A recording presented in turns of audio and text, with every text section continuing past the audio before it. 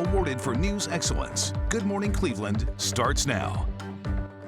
We are in the business of educating kids, not for penalizing them. We start your 6 o'clock hour with a local school district decision to close 3 of its schools. I'm Danita Harris, and we thank you for starting your day with us here in Good Morning Cleveland. And good morning. I'm Katie Houston. As you can imagine, a lot of passion behind that decision, a lot of emotions.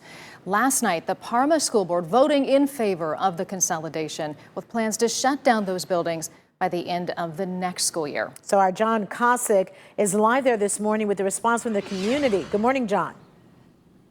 Good morning, Danita. You know, the Parma School District is facing a deficit of around $24 million in the coming year, and they felt that the best way to tackle it, the only way to tackle it, was to consolidate.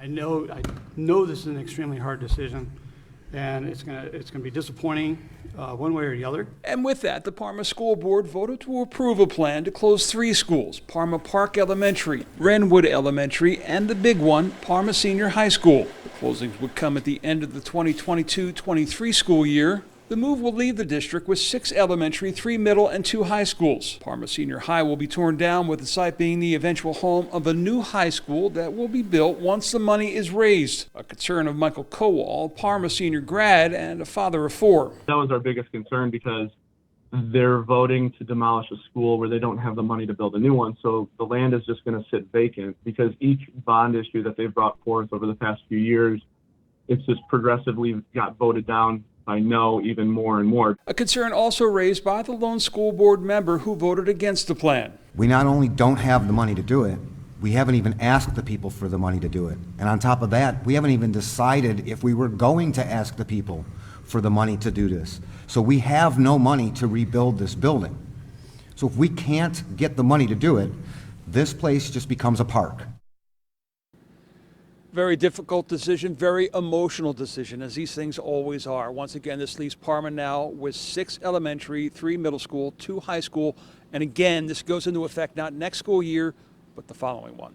Well, John, I heard you mention about the $24 million deficit that the district is facing in just 4 years. How much money, if this went through, how much money would this move save them?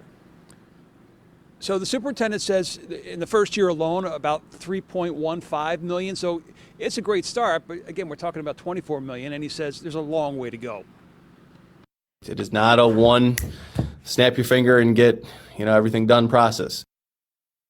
Again, the board is also looking toward building new facilities, as we mentioned, as well. And you might wonder, where's that money coming from? Well, a good chunk of it would come from the state, yes, but as you know, there's always a local portion as well, which means voters would have to approve a bond. And when it comes to levies, that is not always a given, especially here in Parma. They had 2 construction levies fail in 21 and 2020 as well, and things for many are a little bit tighter in 22. All right. Thank you very much, John. Katie?